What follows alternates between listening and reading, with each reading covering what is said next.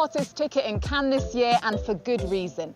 Quentin Tarantino's Once Upon a Time in Hollywood stars Brad Pitt and Leonardo DiCaprio.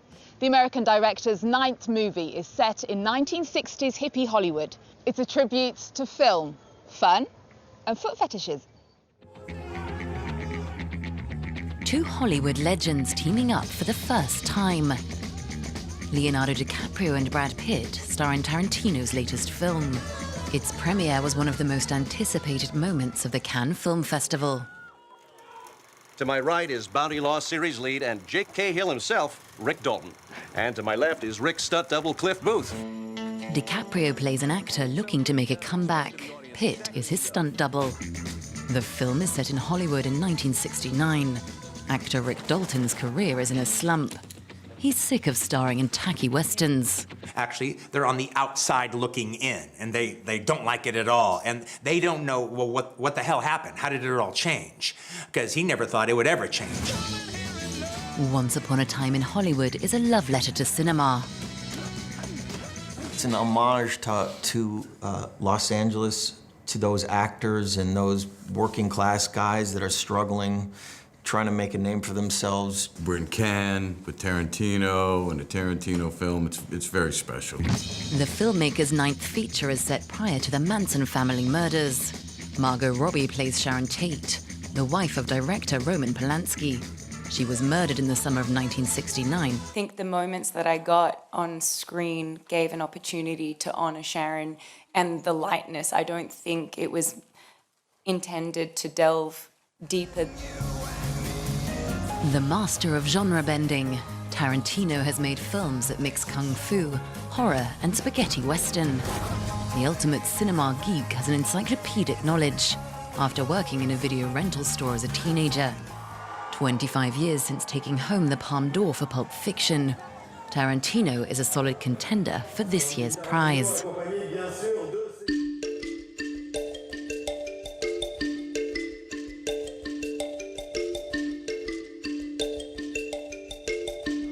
Leonardo DiCaprio is also here with his new climate film, Ice on Fire. It's the second time that he's worked with the American director, Leila Conners. The new film asks the question, are we going to let climate change destroy civilization as we know it, or are we going to use new technologies to reverse it?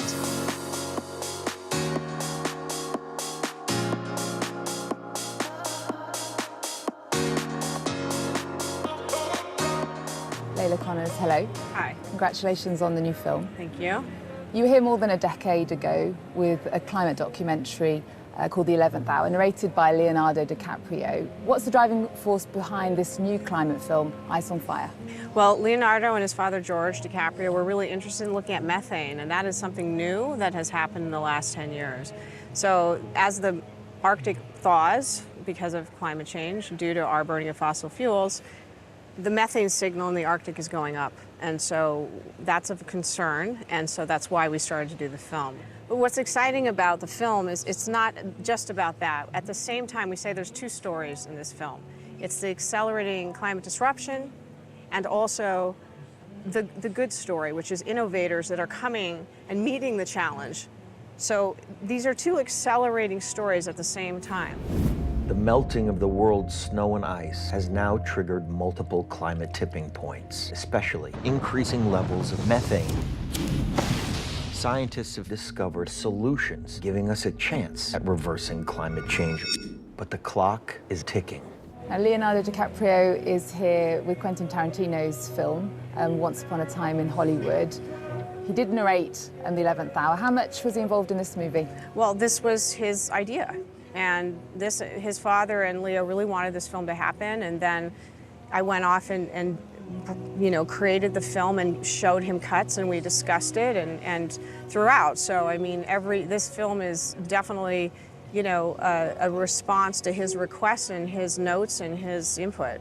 In the Arctic, the impacts of climate change are the most extreme. But what does that actually mean for all of us? Substantial melting of the ice sheets, a rise in sea level, permanent droughts. The spike that we now see, I call it an explosion. I think we're at a crossover where the profit you can make from the solutions is greater than the profit from the problems. So we do learn about ways to fix the climate problem. What are the solutions? So stopping emissions is very important, but the new thing in this film includes what we call drawdown. So there is now the possibility to take carbon out of the sky and put it back in the ground with human technology. They've invented very nimble machines. ClimateWorks in Zurich has invented a very small machine that can do that. And you can modularize it, and we can put it up in Iceland and take carbon out of the sky and turn it into rock in 2 hours. However, what's fascinating about drawdown is they're also finding natural systems like kelp, which is basically seaweed. It's the most powerful plant in the world. If we put kelp in 9% of global waters, we can reduce human emissions by 50%. If we plant more redwood trees, large trees, forests, we can reduce carbon dramatically. Is it game over, or is it, in fact, game on? So if we've got the solutions, why aren't we putting them into action? That is a very good question, and that is something we can attribute to climate denial that was funded by the fossil fuel industry. We know that now without a shadow of a doubt. The other thing is I think it's a complicated issue, and I think hopefully this idea of carbon drawdown might give people a purchase on this idea, because trying to change the energy grid is outside of most people's ability to participate in. I mean, yes, you can put solar panels on your house if you can, but drawdown allows everyone to get involved. You can start a garden, you can plant trees, you can participate more, and I think this will help people feel like they can be part of this change. There have been so many developments since you made your first film, The 11th Hour, and there's this massive youth movement going on, led by the climate activist Greta Thunberg, that's led to school strikes across the world called Fridays for Future. And that's the good side. On the other side, there are several world leaders who are arguably making the problem worse, like Donald Trump, President Jair Bolsonaro of Brazil. What do you make of the current situation? I feel that it's, like I said, it's an acceleration in both directions. We have an acceleration of the problem with corrupt leaders, and leaders that obviously are in the pocket of the fossil fuel industry, and we have the acceleration of the human response to climate with Greta.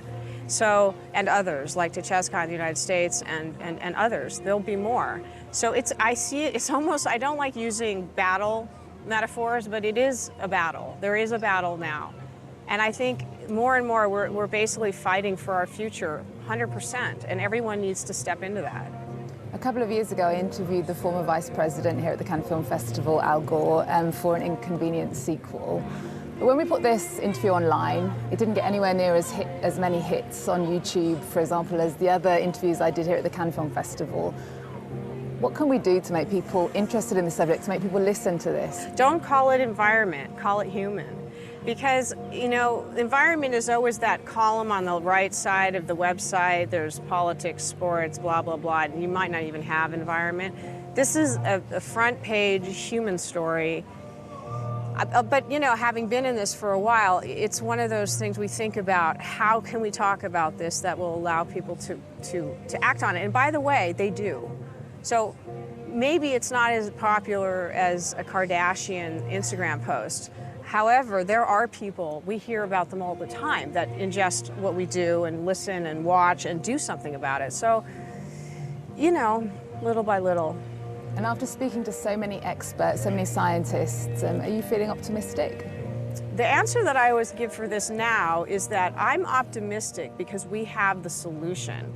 The only question is, do we have the will to take the solutions and put them at scale to actually reverse what we need to do?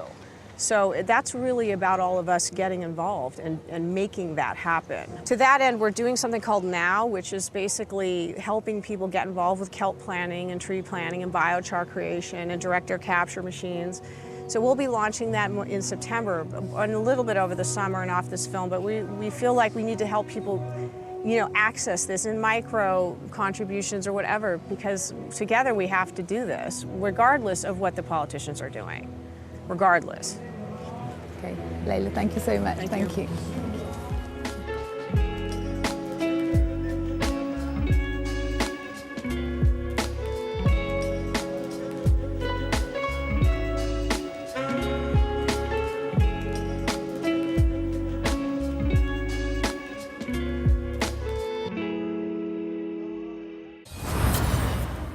Two heavily armed students enter Columbine High School.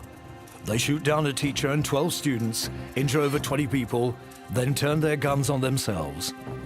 One of the world's first mass shootings covered by live news channels across the country. Back then, this shooting caused deep trauma and launched a debate on gun control. How to deal with the problem, train teachers to shoot, or tighter gun control legislation. 20 years later, our reporters met some of the survivors and activists fighting to bring about change. 20 years on, we revisit Columbine High School here on France 24.